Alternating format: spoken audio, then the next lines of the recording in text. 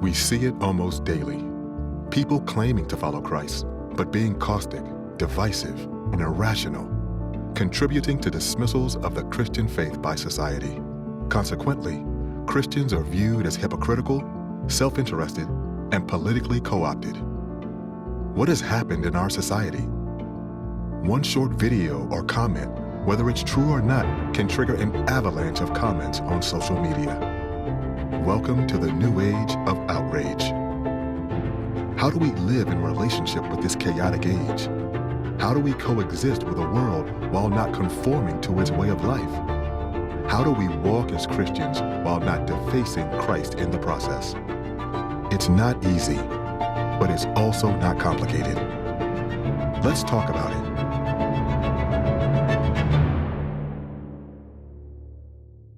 We're going to be talking about a lot of information over the next 4 to 5 weeks on this topic of following Jesus in the age of outrage. And for me, we're going to look at a lot of scripture because that's our basis for all of these things. And so I'd like you to have those in front of you. And you're still welcome to take pictures of things on the screen if that sticks with you better. But for me, I like to write things down. So we'll have these for you for the next several weeks. I hope that you'll follow along that way too. I've got some things a little bit funny to start us out with today. Hopefully not too outrageous. This guy says, probably best not to tell this guy any secrets. He spilled the beans. You like that one? Yeah. You guys.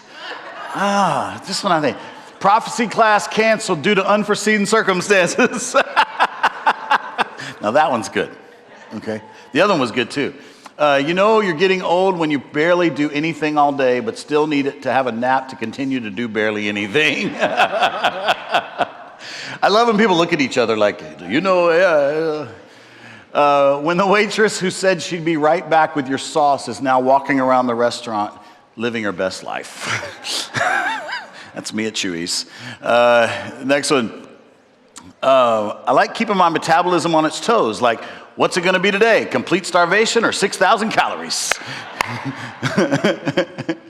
I've got another one here for you. When you start a Facebook dumpster fire before bed so you can read all the comments with your morning coffee. Anybody ever feel like that? Or maybe you feel like you're the one that somebody started this dumpster fire for and then you get all wrapped up in it, right? I don't know what you're like when you think about social media and all the things that happen there. And maybe it's not social media for you. Maybe it's just conversation. Maybe you hear somebody talking and you want to insert your ideas and thoughts, or you want to listen carefully. Some people are like, there's a conversation going on there and you're kind of acting like you don't hear it, but you're slowly backing up so you can kind of listen. There's people like that too, I know. But I want to talk to you about this from several different aspects, but mostly just thinking about what the scriptures say.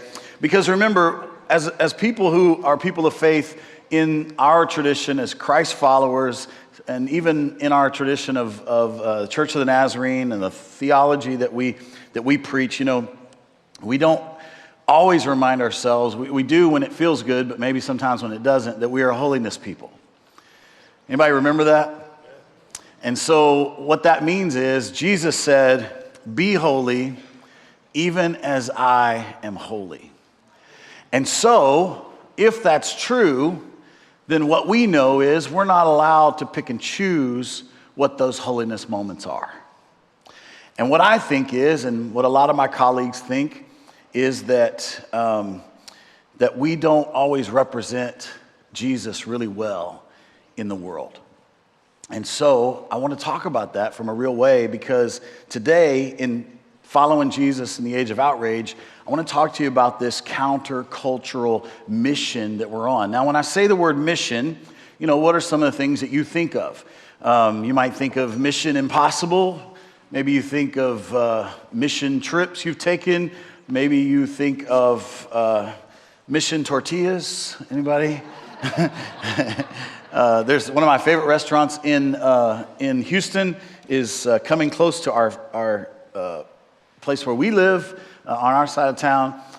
It used to be called Mission Burrito, and now it's called Uberito because Mission Tortilla didn't like that they used the word mission.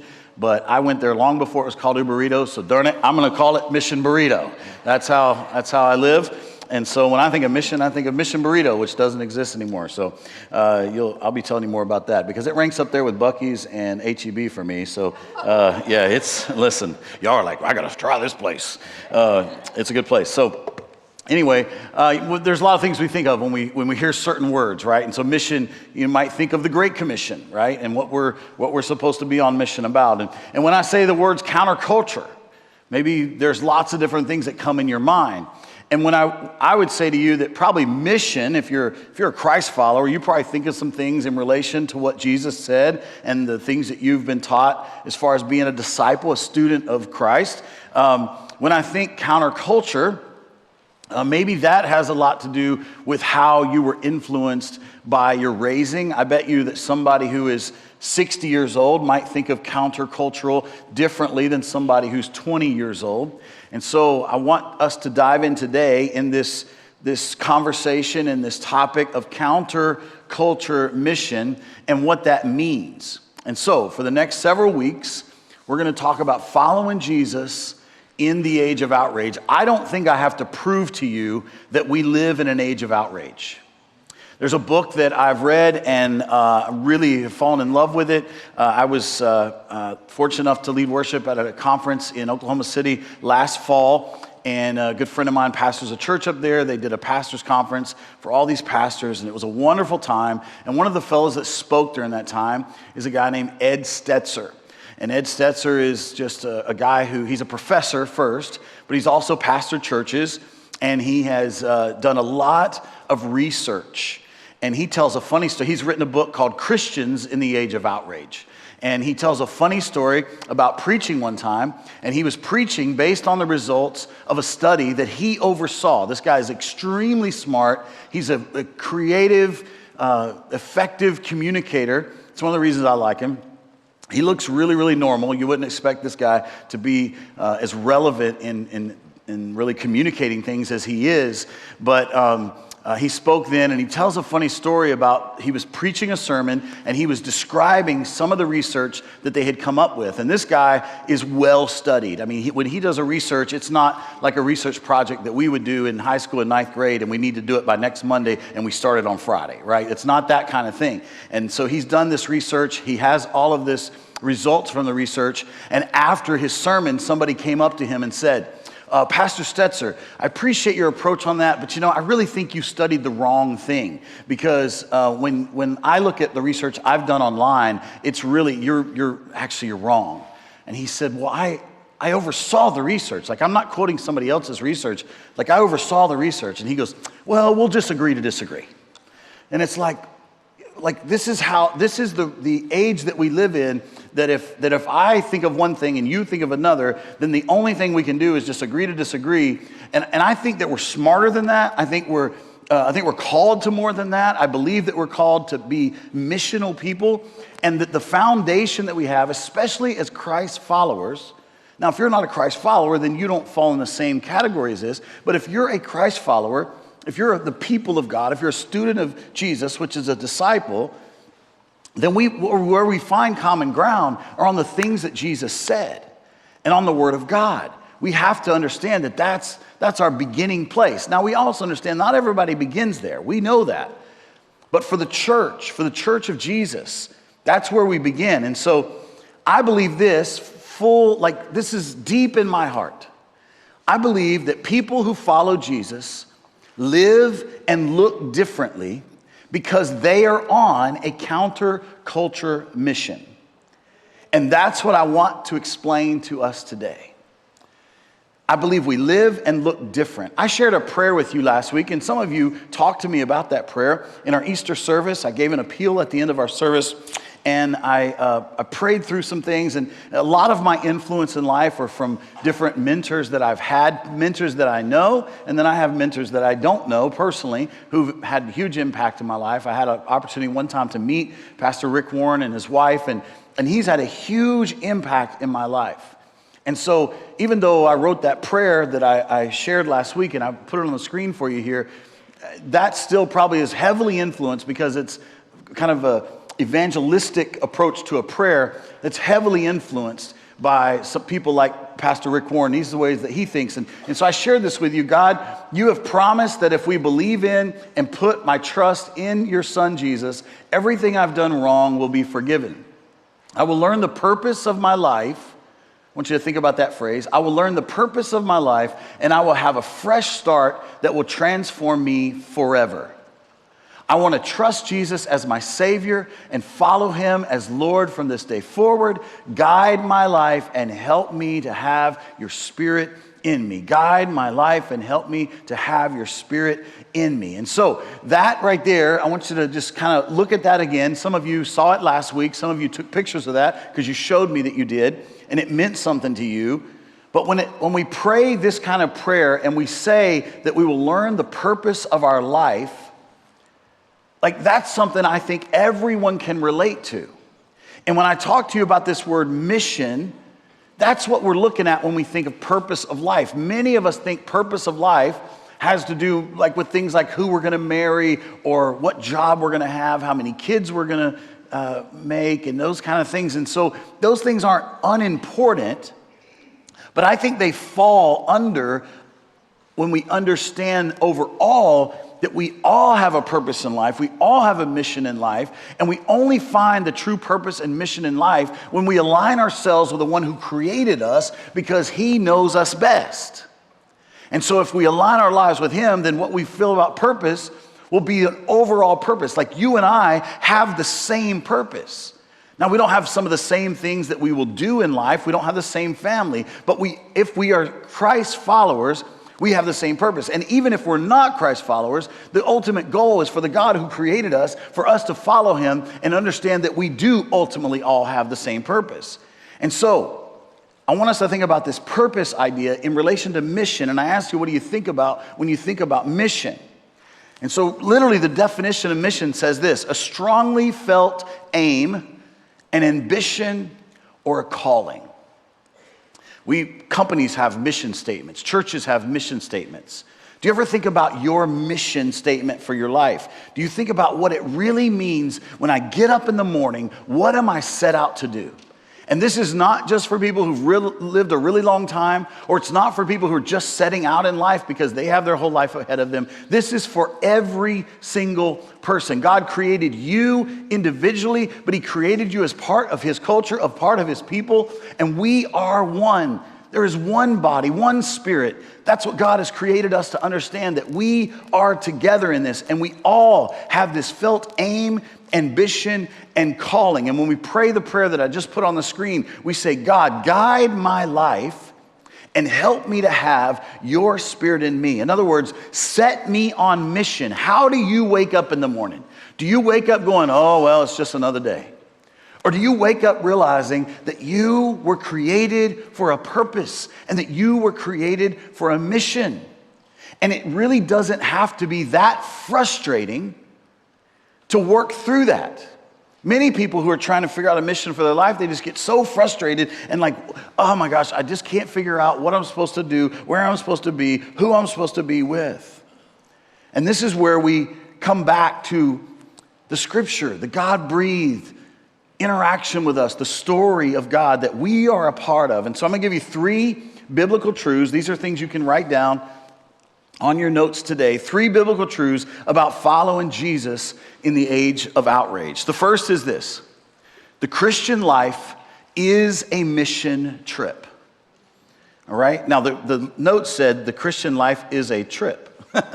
And sometimes we be tripping a little bit sometimes. And so I want you to make sure I'm filling that blank because it's an important word. This is a mission trip. To say we are on mission means we are on mission by Jesus. And if we are on mission by Jesus, it literally will change everything about things like the way you live, the way you engage with people, what you think about when you wake up, what you think about before you go to bed, how you interact with folks, how you listen instead of talk sometimes, how you love in a way that looks way different than anything else. When we say we are on mission by Jesus, it changes everything. We follow Jesus. And let me just say today that many people may watch online, or maybe you've come in today and you're not certain about this, or maybe you used to be a part of the culture of church and those kind of things, but it's never really stuck for you. And maybe you're in a place of flux. Can I just tell you today that this message should be really encouraging to you today? Because maybe you're a person from the outside looking in, and that's always welcome too, because here's what that does. That keeps us on track, because you're looking from the outside in saying, I wonder what this church really is about. And when I say I wonder what this church is really about, what you're saying is, what is the church all about? Is it all the things I've heard? Is it all the infighting that I see? Or is it something more? Because if it's not something more, I don't blame you if you don't want to have anything to do with it.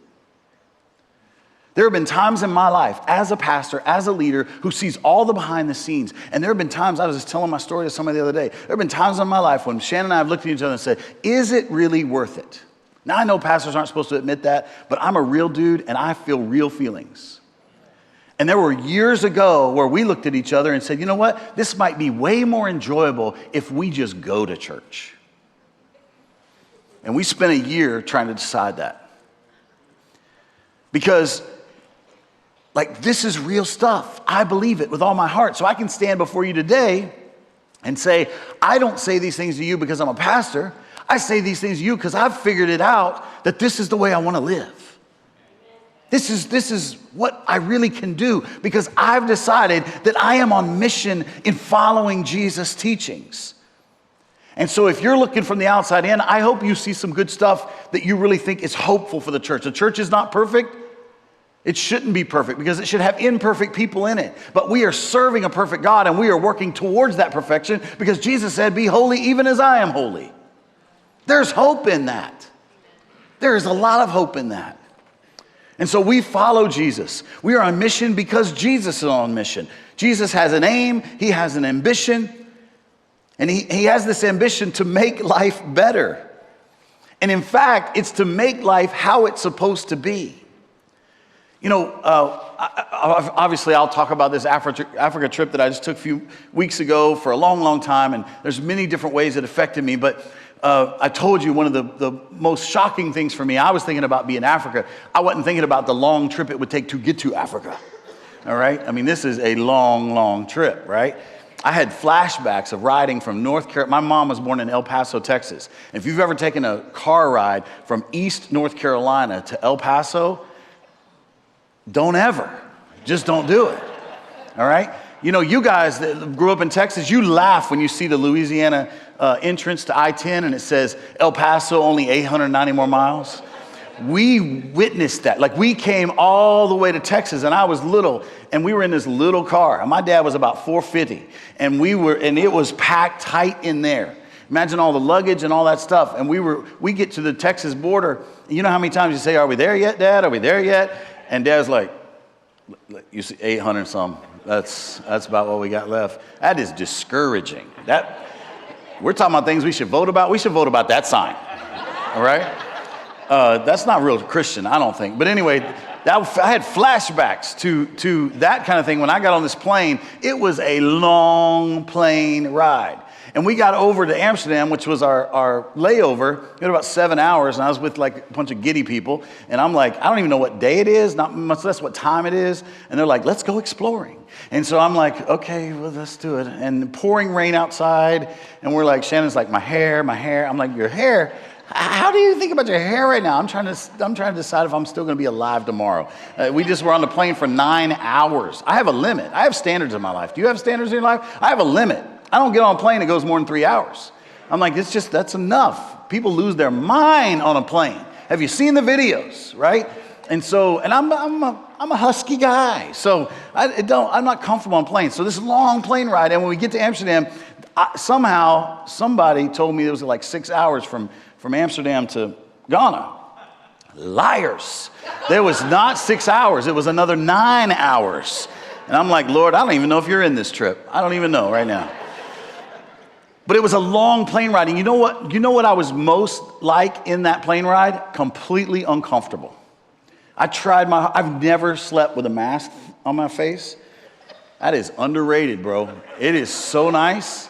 You put earphones in and you put a mask on, you don't even realize you exist anymore. It is a nice place to be. So I did that, but I still was uncomfortable. They feed you on that plane. In America, you go here to there, they don't feed you much. They give you pretzels and go, you should be happy about that. And over there, they give you a meal. But that meal, like imagine mass meal that tries to be hot up in a plane and you've been on there about 3 hours already. Like I'm not complaining, but it wasn't a great meal, right? And they feed you 3 or 4 times because the flight attendants, they ain't got nothing else to do. So they're like walking up and down, talking to you, giving meals. But you know what? It was uncomfortable. The first plane ride, they told us dress, because it's always cold on a plane. It was not, lying again. It was not cold on that plane. We were so warm. And so we were uncomfortable.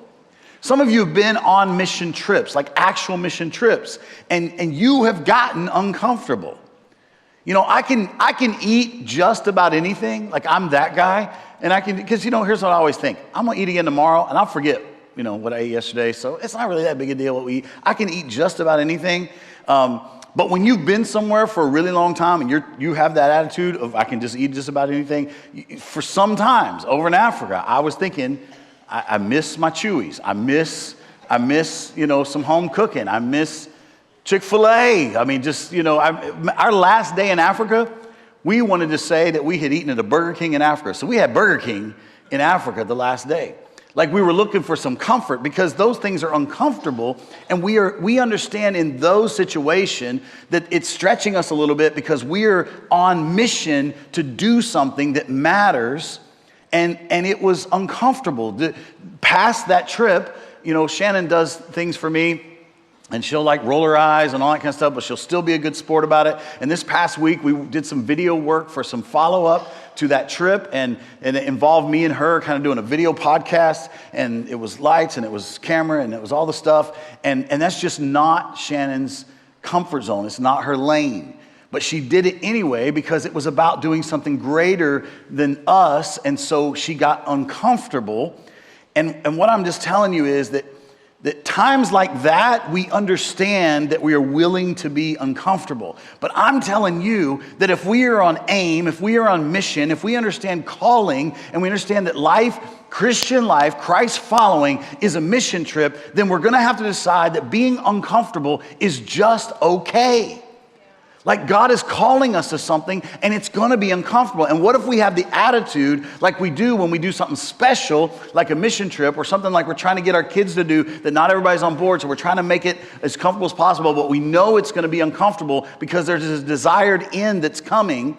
Like this is what it's like to live on mission in a countercultural approach to the world that Jesus has called us to. John 20, Jesus finds this. Let's look at the scripture real quick. Jesus finds the disciples hiding in a room after what we just celebrated last week, Easter, the resurrection of Jesus. In John 20, this is the follow-up to that. And Jesus finds his disciples hiding in a room to hide from the authorities. It says he appears to them behind closed doors. He shows them his hands and his side, and the disciples rejoiced when they saw the Lord. This is after the resurrection. I love the sensitivity Jesus has to meet them where they are, even after he has already raised from the dead. He could have come out and said, you should believe it by now, but he meets them where they are in their uncertainty. And in John 20, verse 21, he said this, peace be with you. This is how Jewish people greet each other. Shalom, peace be with you. And then he says this, as the Father has sent me, I am sending you. So 2,000 years ago, in a room hiding, Jesus said to these followers, because he'd been teaching them all of this stuff that now should be starting to make some sense, and he's saying, I've been telling you that I'm sent here. I've been telling you that there's a purpose. I've been telling you there's a mission for our lives. And so now, I'm telling you, hiding in this room, Jesus said, I'm now sending you.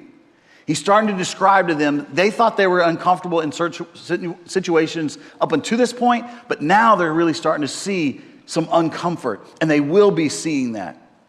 And Jesus is still saying it. To this day, we recognize that we as people of God, Christ followers, that we are sent. And sometimes we're gonna have to live in an uncomfortable way because you're on a mission trip. If you thought of this life as Christ following being a mission trip of your own every single day of your life, then you would approach it like you would going on a mission trip, where you know there's going to be some things that are uncomfortable. You know there's going to be conversations that are uncomfortable. You know you might have to interact with people that you don't normally interact with. And what if we understand that as Jesus was telling these disciples, what if we take it on for ourselves, that Jesus is saying now, look, I am sending you. Romans 12, 1 and 2. It's what I learned the most as a teenager myself. It was the verse that my youth pastor said over and over and over to us. And the Message has a really cool way of saying it. He says in Romans 12, this is Apostle Paul talking. He said, here's what I want you to do.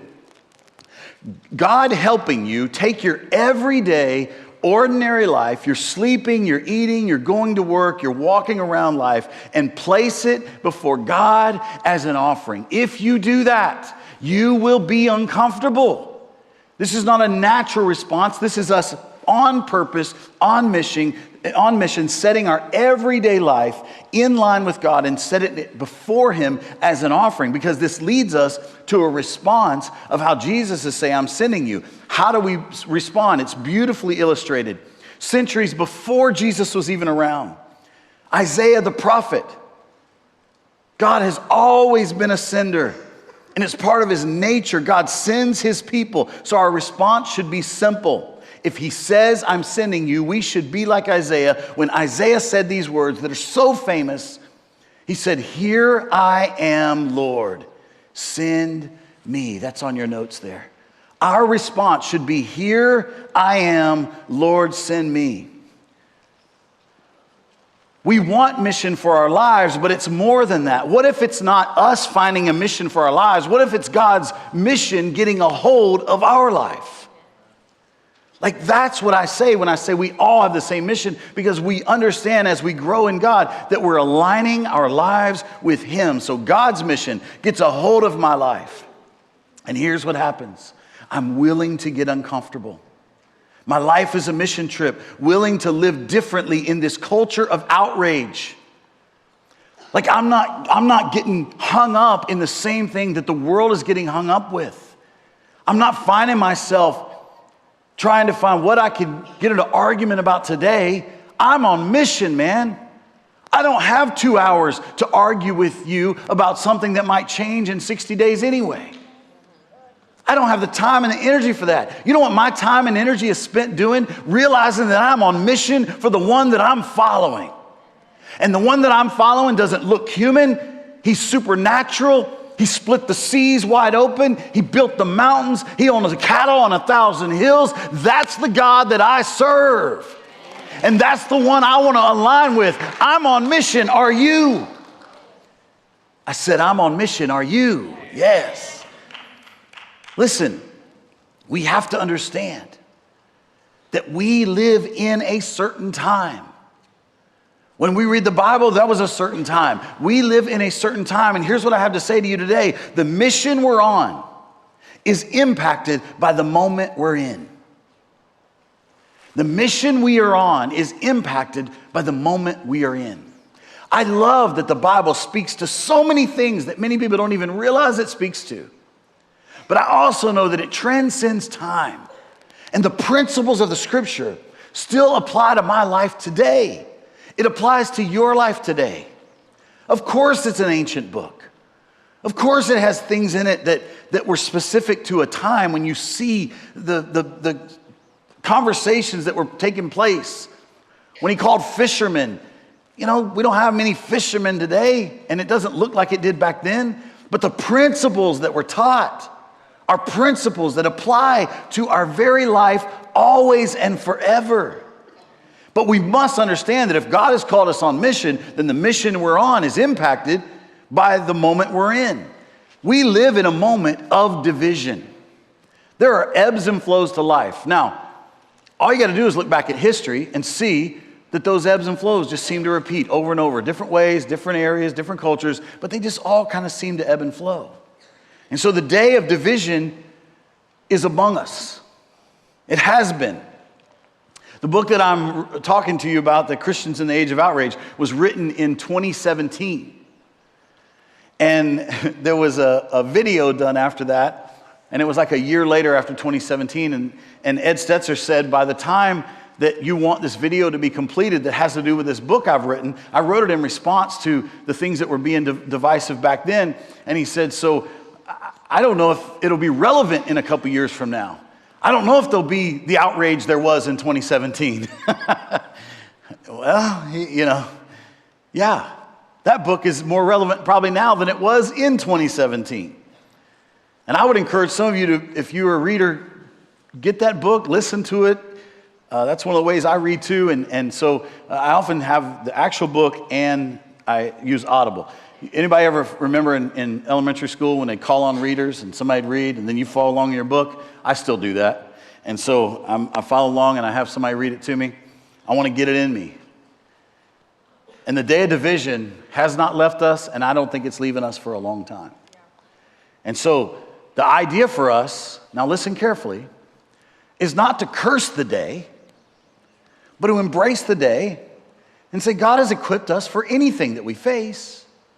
So how do I navigate what I'm in? Because the mission I'm on is still a mission, but it's impacted by the moment that I'm in. The moment matters. And so what do we do? What do we do? The second thing on here. Christ followers, if the Christian life is a mission trip, then what do I do about it? Christ followers live and look differently. Even among a day of division, in the moment that we're in, Christ followers have always, from the beginning of Christ's time, have lived and looked differently. Here's what Rick Warren says to this idea. I have it on the screen for you. The big idea I want to get across is that our culture becomes more broken and sick. The more counterculture we become, the more attractive we will be. Now, I asked you a few minutes ago, I want to leave that up there. I asked you a few minutes ago, what do you think of when you think of counterculture? And sometimes, somehow, we've gotten in our mind that if we're going to be counterculture, we're just going to make a bunch of people mad and it's just going to be okay. But there was no one that was more countercultural than Jesus Christ. He was countercultural to the religious leaders, so he was countercultural in the church. He was countercultural to the Roman government.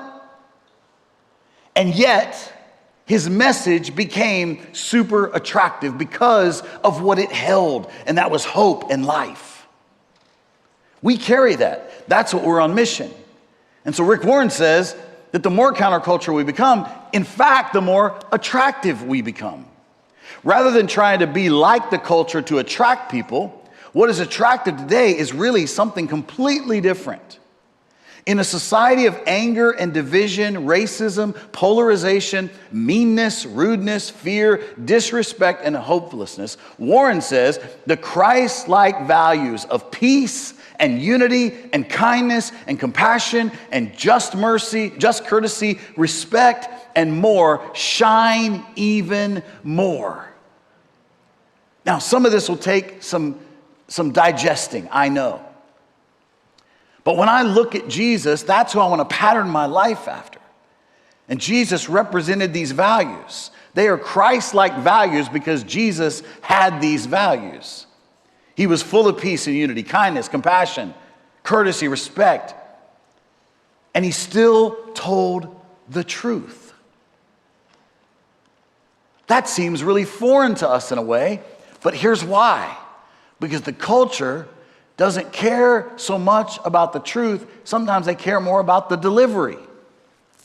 And what I think the church has done is we've cared a lot more about our delivery than the truth. And so we just got to say it, and I don't care who doesn't like it, and it's just going to be this way. And if people feel beat up walking out of church, then I've done my job. And I say, you have not done your job. Because that does not look like Jesus.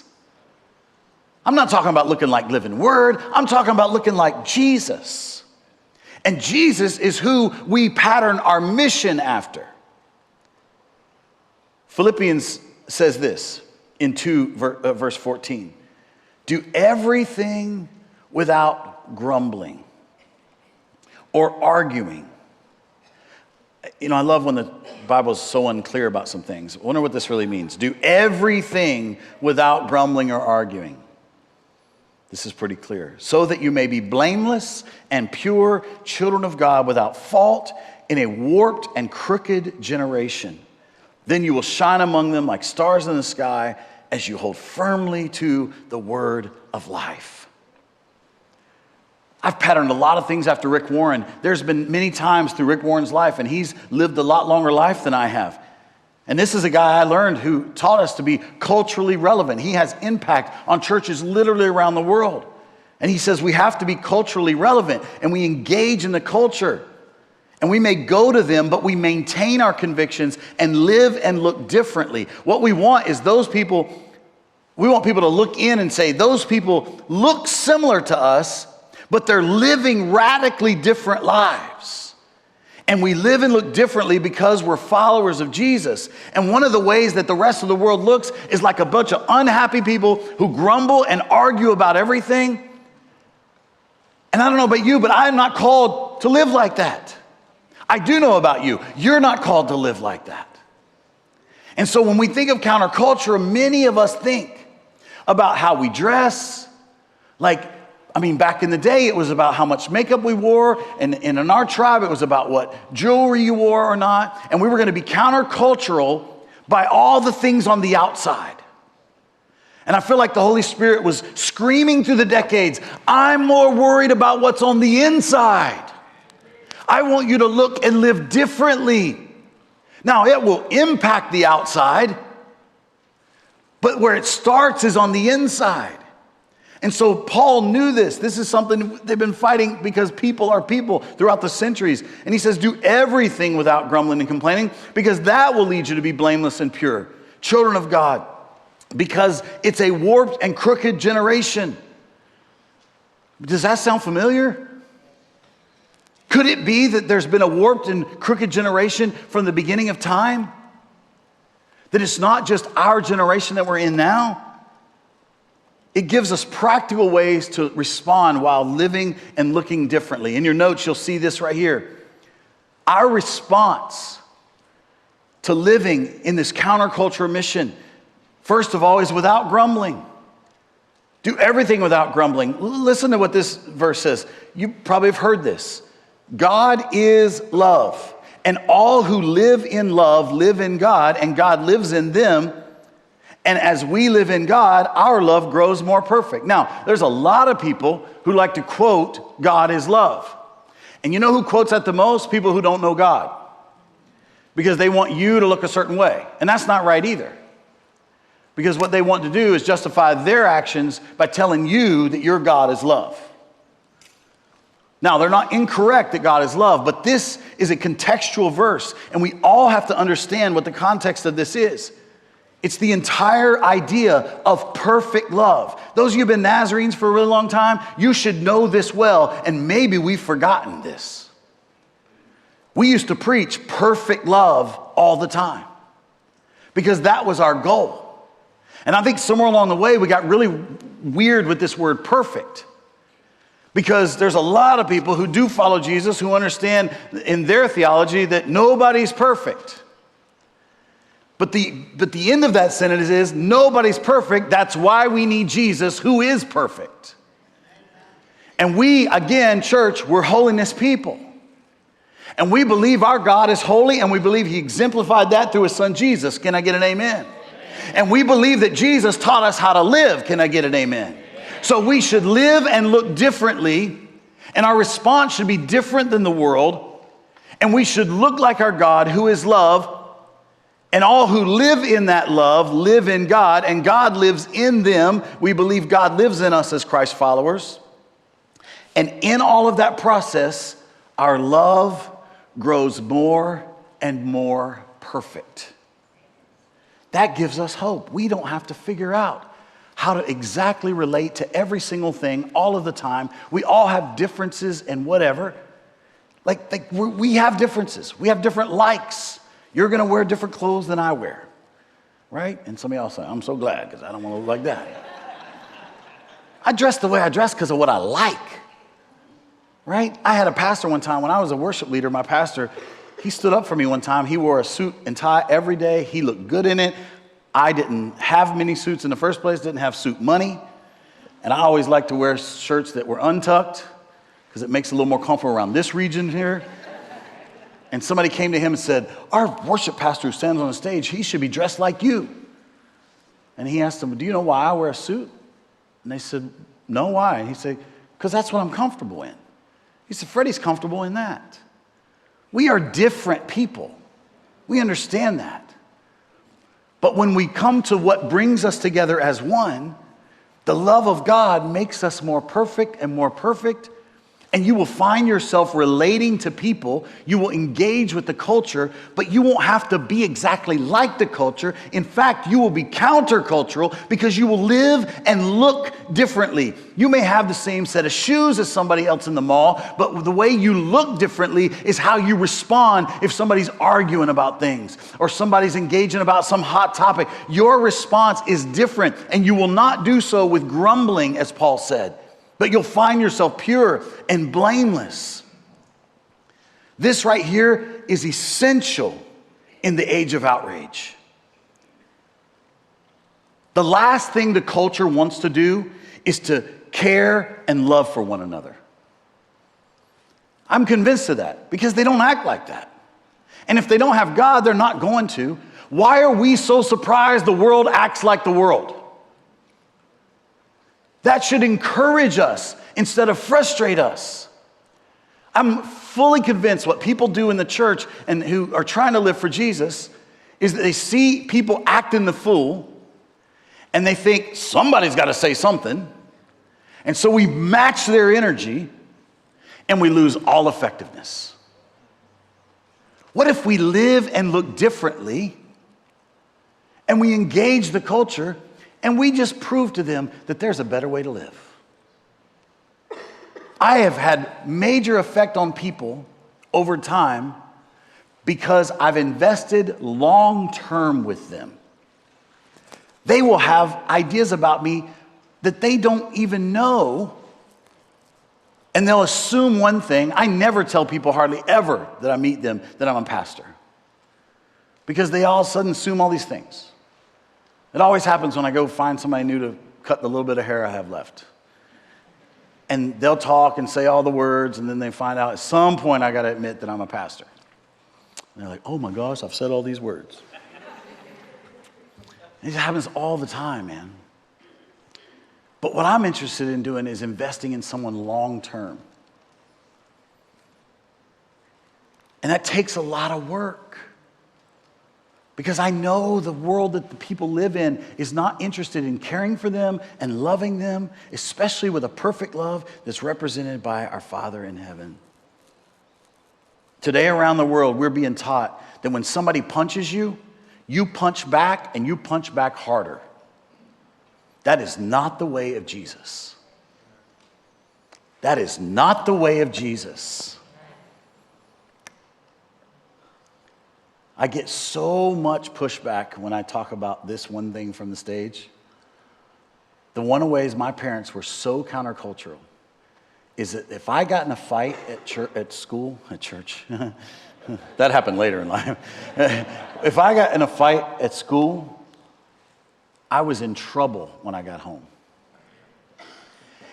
And I would be like, but Dad, you don't know who started it. I don't care, son. That's not what we do. I'm like, so what am I supposed to do? Just sit there and take it? That's what we do. Now, some of y'all itching right now. Well, I tell my kids, if somebody hits them, then they got the right to hit them back. You raise your kids. My parents raised me, okay? I'm not telling you how to raise your kids. But I'm trying to align that with the way we follow Jesus. And my parents did a lot of things wrong. But man, that stuck with me because they were learning as adults, new Christians, new Christ followers, how to walk out their faith. And that stuck with me. And I realized that it made me a really good communicator. Because guess what I had to start doing? I had to start using my words instead of these. And so I had to start figuring out how to engage. Maybe I did a little bit too much. But when this happens, here's what I'm convinced of. When we're countercultural like this, when we experience God's perfect love, we're going to stand out. And that's our next response. We're going to stand out. Philippians 2:14 says, so that you may become blameless and pure, the verse we just read, children of God without fault in warped and crooked generations. 2023 or 2,000 years ago, every generation is warped. It goes on to say, then you will shine among them like stars in the sky. You'll stand out. Ever pick your bags up at a luggage claim? Do you ever think, oh man, I shouldn't have bought a black bag? Right? Why? Because they don't stand out. Shannon has this beat up Columbia bright blue bag. And we never have to look really hard for it. Because it stands out. It's even got a couple stains on it now. Yeah. It stands out. When we took a group to Nazarene Youth Conference many years ago, it was one that we flew to. And we told all the kids, well, actually, we brought things that they would tie to their bag so that no matter what color their bag was, that big old ugly ribbon thing we tied to their bag would stand out. We are called to stand out. Here's what Romans 12:2 says in the Message. Don't become so well adjusted to your culture that you fit into it without even thinking.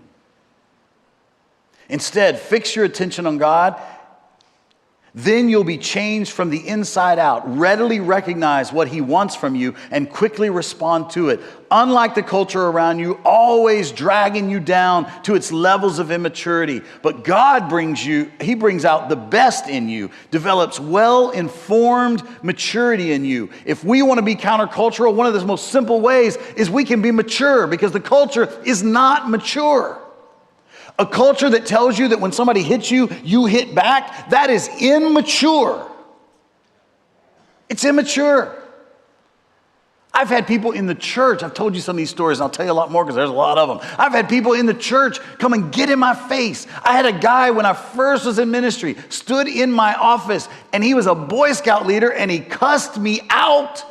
And he was on the board. Did I say that out loud? He was on the board. And he cussed at me. And I was like, what? I'm brand new in ministry. I'm like, how does this even happen? And you know what I learned? As I learned that guy was an enlisted guy in the military early on in his life. He felt like nobody respected him. And that he had to assert himself all of the time. And I got to eventually be where I could be around him and not necessarily enjoy the time I had with him, but I could endure and I could understand because there was so much going on in his life that had nothing to do with me, and occasionally I would be the target. And you know what? That's not fair. But who cares? I'm called to love him. I'm called to stand out. I'm called to be mature. Even if a 55-year-old guy standing in my office when I'm 23 is not mature, I'm still called to be mature. And not to tell him he's wrong and not to just meet his energy. I'm called to love him through whatever is causing him to be like that right then. That's a different way. That's countercultural. Don't get caught up with angry people, man. There's a whole world of people being discipled by their cable news choices and being spiritually shaped by their social media feed. If you're not careful, you can be brought right into that. Social media has become a place where so many Christians have damaged their witnesses by not standing up for the gospel, but by standing out for all the vitriol and all the anger that they're posting against people they don't like and don't agree with them. If we ever should have What Would Jesus Do campaign again, it should be about what would Jesus do on social media. Sometimes I read some stuff and I'll say, who would say such a thing? And then I go over their profile, and I know this will be a shock to you, but under their profile it'll say Christian, follower of Jesus. Sometimes it says pastor. Maturity is not only important, it's necessary. Our other response should be holding firm. Philippians 2, as you hold firmly to the word of life. Holding firm to what we believe about the gospel, about the scriptures, but also holding firm to how we live. Many people are willing to hold firm about the scriptures and the importance of the scriptures and all these kind of things, but how about holding firm to how we actually live? Philippians 1:27 says, whatever happens, conduct yourselves in a manner worthy of the gospel. Conduct yourselves. Some people think that spiritual maturity is that you know a lot of obscure Bible trivia. I'll have people talk to me about Bible stuff and they're just really try to show their maturity to me about all the things they know. And sometimes they teach me stuff because I don't know all the things. I know a lot. But the Bible's a really big book. And I don't have it all memorized. I'm so sorry. So you could tell me some stuff I may not even know. In fact, you can know the Amalekites, you can know the Jebusites, you can know the mosquito bites, you can know all of them. But if you're not living a life that's characterized by living and looking differently because Christ in you, then you are not spiritually mature. Spiritual maturity is not measured just by knowledge. It's measured by life transformation. And that leads us to this last idea that Christ's followers live as ambassadors. If your life is transformed, you live as an ambassador. Matter of fact, you won't be able to help yourself. And I know people do this because you can go anywhere. You can experience a great restaurant. You can go to a good movie. You can go to a great experience. I went a few months ago, took Alana. We went to the Houston Symphony. We saw an incredible night, man. I talked about that event for multiple times. Alana and I talked about it. She told her friends, you naturally do that. You are an ambassador for things you enjoy, things that speak to you. We are used to that understanding. And so if we are Christ followers, we are ambassadors. 2 Corinthians 5 says it this way. So we are Christ's ambassadors. God is making his appeal through us. We speak for Christ. What do ambassadors do? You need to get this deep in your heart today. They share and show the love of Jesus. That's what ambassadors do. And so ask yourself, the next time you're about to get into something with somebody, the next time you're about to join into the age of outrage, ask yourself, I'm an ambassador. Am I sharing and showing the love of Jesus? This happens in many ways. Both are important. Sharing is important. Showing is important. Some ways are quite simple. Some ways are fairly easy. Some are not. There are people around the world who being an ambassador for Christ has cost them literally their lives. There are people around the world that it's cost them their job. It's cost them their children. Sometimes it's in the midst of great pain and difficulty where people choose to be an ambassador, and we see that it provokes us. The writer of Hebrews says, provokes us to love and good deeds. We think of provocation as something to a negative result, but what if these kind of things provoke us to love and good deeds, as Hebrews says? You most likely heard a few years ago about a guy named Botham Jean. He was killed by a young woman named Amber Geiger. Amber was an off-duty police officer who walked into what she believed was her own apartment and shot Botham. By now, many years later, especially then, because it's amazing how hot these things are right in the moment, and then some of you are thinking, what was that now? But I guarantee you had an opinion about it, because everybody does. The news tells you to. You may have seen the heart-wrenching video, or maybe you read the story about Botham's brother. His name is Brant. There's a video of him delivering a courtroom speech during the witness impact statements. This is after the conviction, and they have witness impact statements. Usually the family is a big part of that. And in that witness impact statement, Brant, whose brother had just been killed by Amber, said that he forgave Amber Geiger. An 18-year-old Christian young man sat in a courtroom seat in a witness stand, giving an impact statement, a victim impact statement. And he showed the world the shocking nature of what Christians can look like. This story may be even difficult for you to get through your own preconceived thoughts about the political ramifications of that story. And I have news for you. Over the next several weeks, I'm going to give you examples of things that you may have heard in the news. And what I want you to be able to do is allow the Holy Spirit to open up your heart and say, can I even listen to this without becoming outraged because of the things I thought before?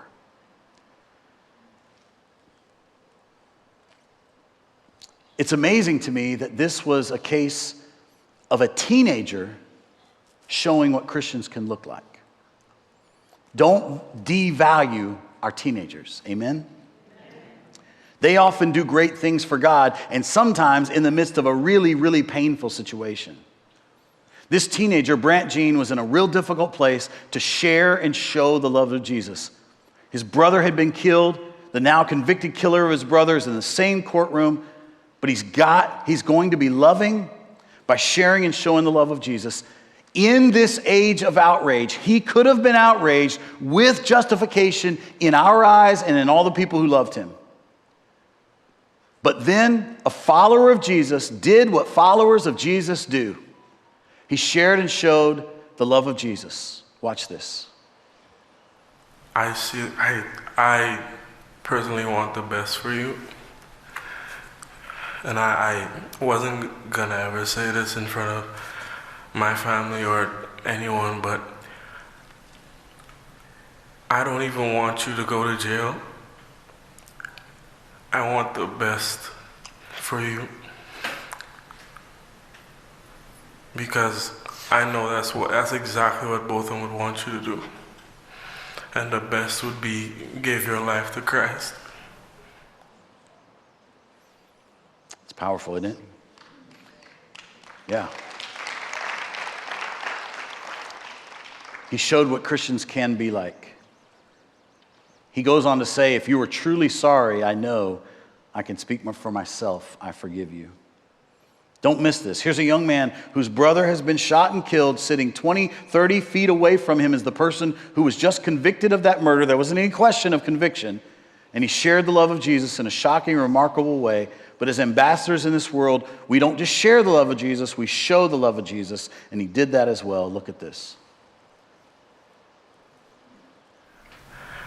I'm not gonna say I hope you rot and die just like my brother did, but I personally want the best for you. And I wasn't gonna ever say this in front of my family or anyone, but I don't even want you to go to jail. Is that the same video? I want the best for you. Do we have it? Stop that one there for just a minute. Because I know that's exactly what both of them would want you to do. Do we have a second video? That is the second one? Okay. I have another piece of video that I wasn't able to get for you, but here's what ends up happening. He sits on this stand and he says, I don't know if this is even possible. He said, but could I give her a hug? And the entire room was just shocked. And he looks at the judge and he said, can I give her a hug? And the judge says, yes. I think the Spirit of God was in that courtroom. He got out from behind the stand. She ran to him and embraced him just like this. And they cried together for about 1 minute. He didn't just share the love of Jesus. He showed the love of Jesus. I've never seen anything like that in a courtroom. That's not supposed to happen. Remember, there's a division of church and state, right? But he was sharing and showing the love of Jesus. All of us need to take a lesson from this. If Brant Jean can share and show the love of Jesus after his brother was killed, you can do so in all kinds of places. You can do it with your coworkers. You can do it with your family. You can do it online. You can do it with your neighbor.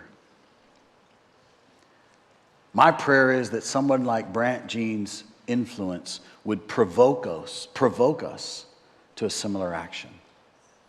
That we would live and look differently, that we would live as ambassadors. All of us need a greater sense of living and looking differently. Kevin, come on up if you would as we close out today. We indeed are sent by Jesus on a mission. We've got to stand out. But we have to stand out for the right reasons.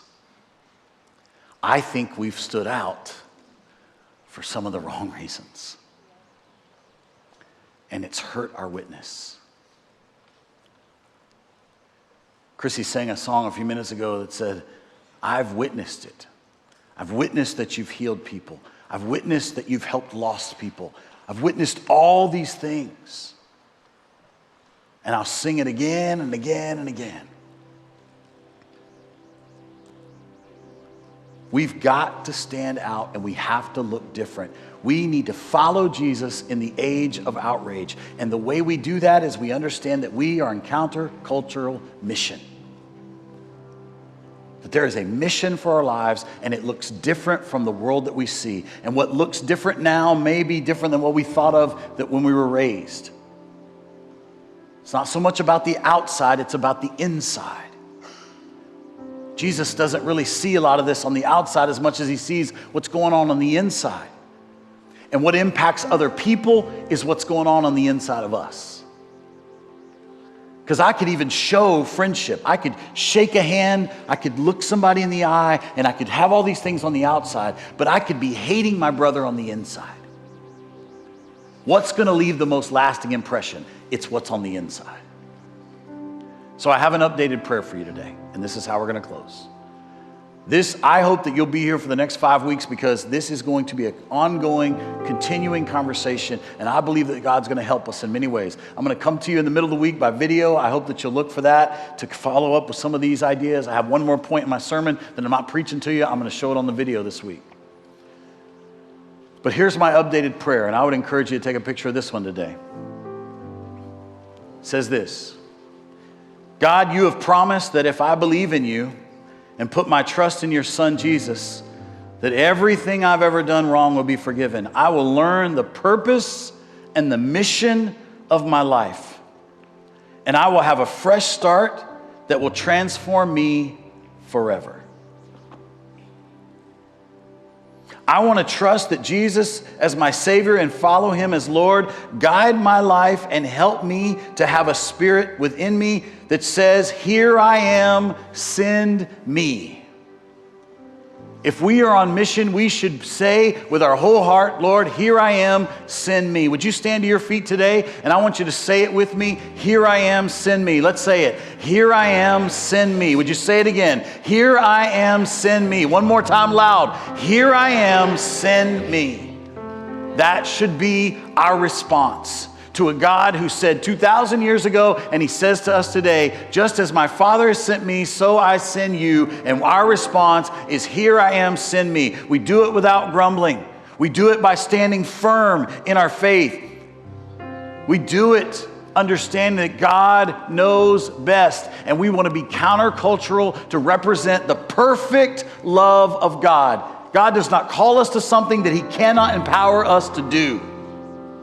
And this is holy living. When we look like Jesus and our conversation sounds like Jesus and we are standing firm in our faith and we're not putting people down and we're not being angry to match the energy that is around us, then we are being the holy followers of Jesus that we're called to be.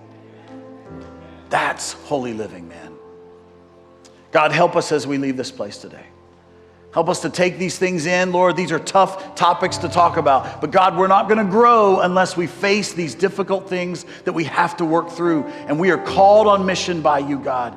Help us to be counter-cultural in our mission that you have given us. God, I pray this prayer for all of us today. God, you have promised that if I believe in you and put my trust in your Son, Jesus, everything I've ever done wrong will be forgiven. I will learn the purpose and mission of my life, and I will have a fresh start that will transform me forever.